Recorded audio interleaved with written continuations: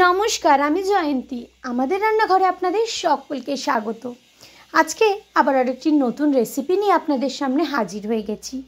আশা করব রেসিপিটি আপনাদের ভালো লাগবে। যদি ভালো লাগে অবশ্যই কিন্তু লাইক, কমেন্ট, শেয়ার করতে একদমই ভুলবেন না। নিজেদের বন্ধু বান্ধব এবং পরিবারের সকলের সাথে কিন্তু ভিডিওগুলি অবশ্যই শেয়ার করে নেবেন। আর যারা যারা এখনও পর্যন্ত চ্যানেলটি সাবস্ক্রাইব করেননি তাদের কাছে রিকোয়েস্ট করব, প্লিজ চ্যানেলটি সাবস্ক্রাইব করে নিয়ে পাশে থাকা বেল বাটনটি অবশ্যই প্রেস করে দেবেন। তাহলে কিন্তু প্রথম নোটিফিকেশান আপনাদের কাছেই পৌঁছে যাবে। তো এখানে দেখতেই পেলেন আজকে কিন্তু আমি একটা লাউ দিয়ে একটা মজার রেসিপি তৈরি করব। তো লাউটা আমরা ভালো করে খোসা ছাড়িয়ে নিয়ে 4 ফালি করে কেটে নিয়েছিলাম এবং তারপর ছোট ছোট করে কেটে নিয়েছি যাতে আমাদের মিক্সিং জারে দিতে সুবিধা হয়। তো এবার সেই লাউটা দিয়ে একটা খুব সুন্দর মিহি পেস্ট আমরা রেডি করে নিয়েছি এবং এর মধ্যে দিচ্ছি এরপরে হলুদ গুঁড়ো, এছাড়াও দিচ্ছি কিন্তু এর মধ্যে আমরা জিরে গুঁড়ো। মানে রান্নাটা একদমই ভীষণই ইজি, কিন্তু রান্নাটা একটু অন্যরকম এবং এর স্বাদও কিন্তু আলাদা হবে। তারপরে দিচ্ছি এর মধ্যে ধনে গুঁড়ো আর দিচ্ছি পরিমাণ অনুযায়ী নুন এবং আমরা এইটা দিয়ে ভালো করে কিন্তু আমরা এটা মেখে নেব। এবং এছাড়াও কিন্তু আমরা একটা বাইন্ডিংটা যাতে সুন্দর হয়, যেহেতু বুঝতেই পারছেন লাউতে জল ওঠে, তো যখন রান্না করবেন দেখবেন অনেক সময় জল এমনিই লাউ থেকে বেরোয়। তো সেই কারণে এখানেও তো পেস্ট করার পরেও জল বেশ অনেকটা বেরিয়েছে।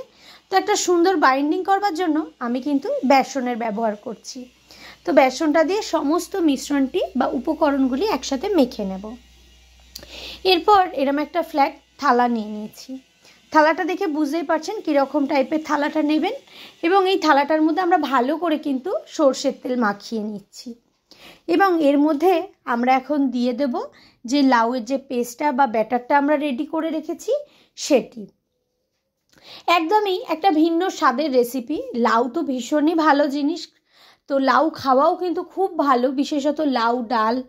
এছাড়াও লাউ কিন্তু ঠান্ডা, লাউ খেলে কিন্তু পেট ঠান্ডা থাকে। তো সেই কারণে কিন্তু লাউ দিয়ে তো আমরা নর্মালি তরকারি করি, ডাল করি, কিন্তু লাউ দিয়ে যদি একটু অন্য রকমের কিছু টেস্ট করতে চান তাহলে কিন্তু এই রেসিপিটা অবশ্যই ট্রাই করতে পারেন। তো এইদিকে আমি একটি পাত্রে, অর্থাৎ আমি কড়াইয়ের ব্যবহার করছি, আপনাদের সুবিধার্থে আপনারা যে কোনো পাত্র ব্যবহার করবেন।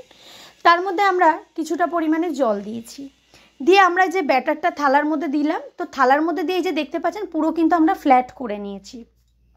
তো এটা বেশ কিছুক্ষণ আমরা ভাপে দেব। তো ভাপে দেওয়ার পর এখন দেখতেই পাচ্ছেন যে পুরো পেস্টটা কিন্তু খুব সুন্দরভাবে কিন্তু রান্না হয়ে গেছে।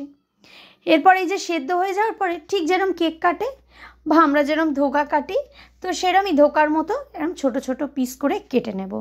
হ্যাঁ হ্যাঁ, ঠিকই বুঝতে পেরেছেন, আজকের আমি কিন্তু লাউয়ের ধোকা বানাচ্ছি। আমরা তো ধোকা মূলত ডালেরই খেয়ে থাকি, তো ধোকা খাবো একটু অন্যরকম কিছু দিয়ে হয় না, তো সেই কথা ভেবে আজকে এই রেসিপিটি। এছাড়াও বাচ্চারা কিন্তু লাউ জিনিসটা খুব একটা প্রতিটা বাচ্চা পছন্দ করে না। কিছু বাচ্চা পছন্দ করলেও বেশিরভাগ বাচ্চা পছন্দ করে না, কারণ সবথেকে বেশি যেটা সমস্যা, টুকুন কিন্তু একদমই খেতে চায় না। মানে শুধু লাউ বলে না, ও অনেক জিনিসই আছে যেগুলো একদমই অ্যাভয়েড করে, একদমই দেখলে ওটা ছুঁয়েও দেখতে চায় না। তো সেই কারণে ভাবলাম একটু অন্যরকম কিছু বানালে বাচ্চাদেরও যেমন ভালো লাগবে, বড়দেরও মুখের স্বাদটা একটু পরিবর্তন হবে। তো এখন এই যে দেখতে পাচ্ছেন আমি কিন্তু টুকরো টুকরো করে নিয়েছি এবং এটা একটু উল্টে পাল্টে ভেজে নেব। তো একদমই একটু অন্যরকম এবং ভিন্ন স্বাদের রেসিপি। তো অবশ্যই কিন্তু বাড়িতে এরম লাউয়ের ধোকা বানিয়ে বাড়ির সবাইকে কিন্তু চমকে দিতে পারেন। তো তার জন্য কিন্তু সম্পূর্ণ ভিডিওটি দেখবেন। একটু লাল লাল করেই কিন্তু ভেজে নিলাম এবং তারপর আমরা এইভাবে সমস্ত যে ধোকাগুলি ছিল ভেজে নিয়েছি।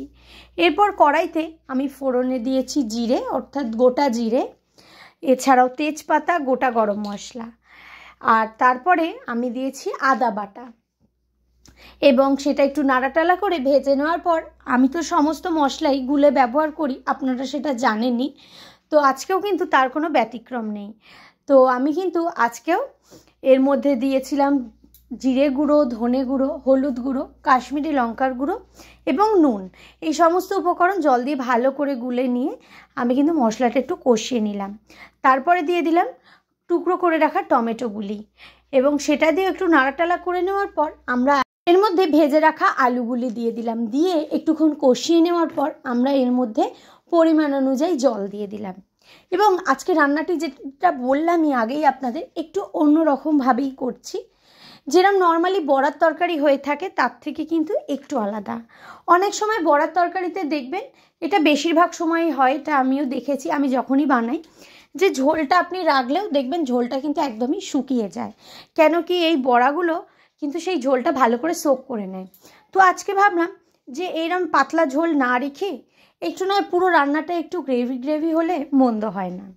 সেই কথা ভেবেই আমি কিন্তু এর মধ্যে দিয়ে দিচ্ছি একটা জিনিস। সেটা কি বলবো ওই যে আমরা যে ব্যাটারটা রেডি করেছিলাম, যেটা লাউয়ের, ওই ব্যাটারটা যে সেদ্ধ করার পরে আমরা কিছুটা বড়া, মানে বেশিরভাগটাই বড়া হিসাবে নিয়ে নিয়েছিলাম বা ধোকা হিসাবে আমরা নিয়ে নিয়েছিলাম, আর সামান্য কিছুটা ছিল, মানে 3-4টে মতো ধোকা ছিল, তো সেটা রেখেছিলাম যাতে ওইটা দিলে কিন্তু খুব সহজেই আমাদের এই তরকারিটা ঘন হয়ে যাবে। তো সেই কারণে আমি এটা দিলাম। আপনারা চাইলে কিন্তু এটা অ্যাভয়েড করতে পারেন। তো তারপর ঝোলটা একটু ফুটে গিয়ে একটু ঘন হলে আমি এর মধ্যে দিয়ে দিচ্ছি ভেজে রাখা ধোকাগুলি। দিয়ে একটু আমরা সামান্য হাতে, একটু হালকা হাতে নাড়াটালা করবেন, না হলে কিন্তু ধোকাগুলি বা বড়াগুলি কিন্তু ভেঙে যেতে পারে। তো এবার দেখুন বেশ ভালোভাবে একটু ঘন ঘন হয়ে এসছে, কিন্তু এই যে দেখলেন যে ঝোলটি রয়েছে, এই ঝোলটিও কিন্তু পরে এই বড়াগুলি বা ধোকাগুলি সোক করে নেবে। তো সেই কারণে একটু কিছুটা ঝোল রাখলামই। এবং নাবানোর আগে আমি এর মধ্যে দিয়ে দিচ্ছি গরম মশলা গুঁড়ো। তো দেখতেই পেলেন একটু অন্য রকমের ভিন্ন স্বাদের রেসিপি আজকে আপনাদের সাথে শেয়ার করলাম। তো চলুন এবার একটি পাত্রে সার্ভ করে নিই। তো এই যে দেখতেই পাচ্ছেন এই পাত্রটিতে সার্ভ করেছি, আর এটা কিন্তু একটু পরেই আমি ভিডিও ফুটেজটা নিচ্ছিলাম, দেখে বুঝতেই পারছেন যে ঝোলটা কিন্তু একদমই সোক করে নিয়েছে। তো কেমন লাগলো ভিডিওটা অবশ্যই কমেন্টস করে জানাবেন। দেখা হবে আবারও আপনাদের সাথে নতুন কোনো ভিডিও খুব তাড়াতাড়ি। ততক্ষণের জন্য সবাই ভালো থাকবেন, সুস্থ থাকবেন। সকলকে অসংখ্য ধন্যবাদ সম্পূর্ণ ভিডিওটি দেখবার জন্য।